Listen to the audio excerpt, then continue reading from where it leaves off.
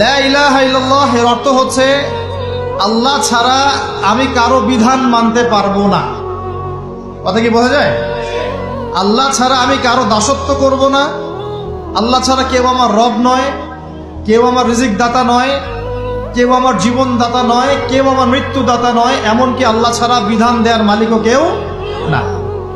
মুহাম্মদ রাসূলুল্লাহ অর্থাৎ আল্লাহকে পাওয়ার জন্যে যে তরিকা, মুহাম্মদ সাল্লাল্লাহু আলাইহি ওয়াসাল্লামের পথ ও পদ্ধতি অনুসরণ করতে হবে। এই তরিকার বাইরে অন্য কোনো তরিকা ফলো করা যাবে না।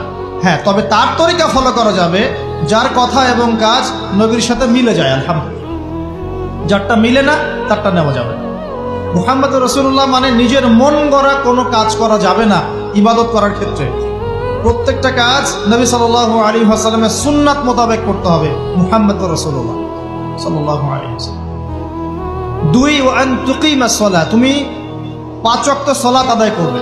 একটা হাদিসের মধ্যে এসেছে মান তারাকা সালাতান মুতাআম্মিদান ফাকাদ কাফার।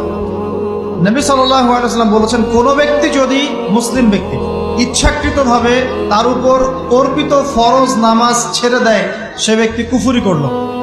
কি করলো?